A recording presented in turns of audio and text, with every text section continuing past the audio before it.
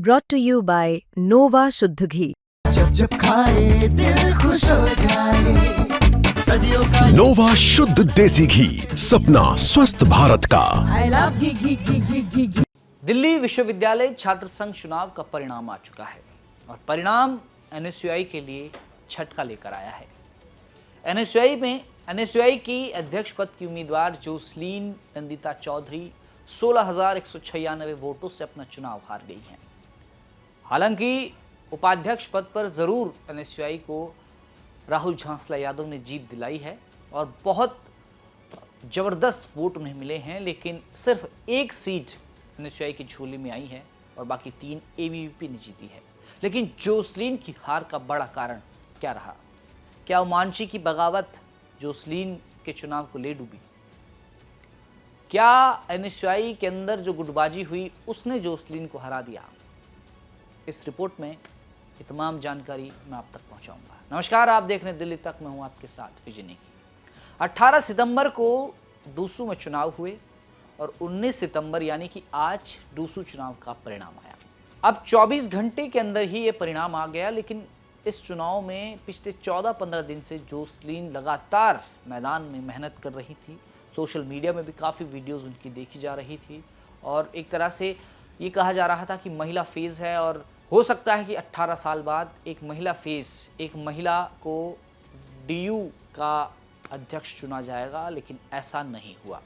जब टिकट वितरण की बारी थी तो एनएसयूआई में जो सबसे ऊपर नाम चल रहे थे उनमें उमांशी लांबा का एक नाम था, राहुल झांसला का एक नाम था। जोसलीन का नाम दूर दूर तक नहीं था, लेकिन अचानक से उनको जब टिकट मिला तो काफ़ी उनके समर्थक भी आ गए और उनके लिए वोट मांगने के लिए बड़े बड़े कांग्रेसी नेता भी आ गए।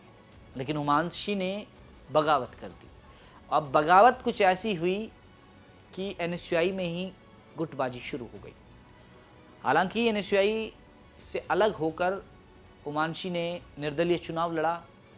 वो जीती नहीं, उन्हें 5,522 वोट मिला, लेकिन उन्होंने एक बहुत बड़ा डेंट जोसलीन के चुनाव को पहुंचाया। अब अगर आंकड़ों पे बात की जाए तो जोसलीन को 12,645 वोट मिले हैं और वही उमांशी को 5,522 वोट मिले हैं। अगर इन दोनों को जोड़ भी दिया जाए तो ये करीबन 18,000 होते हैं। और आर्यन मान एबीवीपी के जो अध्यक्ष पद के उम्मीदवार थे उन्हें 28,841 वोट मिले हैं, यानी वो फिर भी बहुत आगे रहते। अगर उमांशी को टिकट मिलता तो शायद फिर तब भी कुछ ऐसे परिणाम रहते, लेकिन गुटबाजी ना देखने को मिलती।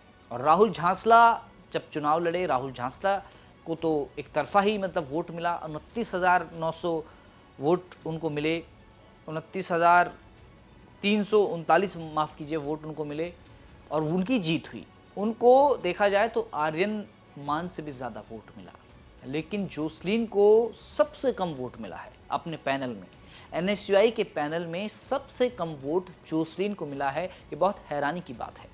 और सबसे ज़्यादा वोट एनएसयूआई एबीवीपी से भी ज़्यादा वोट राहुल झांसला को मिला है। दोनों के पैनल को अगर मिला के बात करें तो एनएसयूआई में ही वो उम्मीदवार है जिसको सबसे ज़्यादा वोट मिला है और एनएसयूआई में वो उम्मीदवार है जिसको सबसे कम वोट मिला है।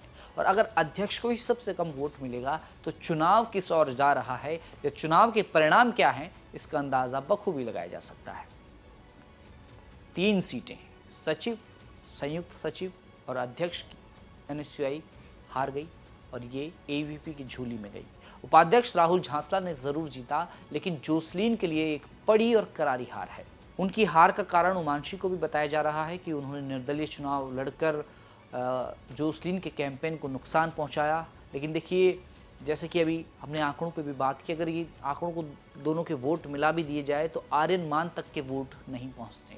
लेकिन उमांशी इस चुनाव में बड़ा फैक्टर एनएसयूआई के लिए साबित हुई हैं, ये मानना होगा, क्योंकि सिर्फ अध्यक्ष पद की ही बात नहीं है, सचिव और संयुक्त सचिव पद पे भी उमांशी के वोटरों ने खेल किया होगा, उन्होंने वहाँ भी अपना प्रभाव डाला होगा।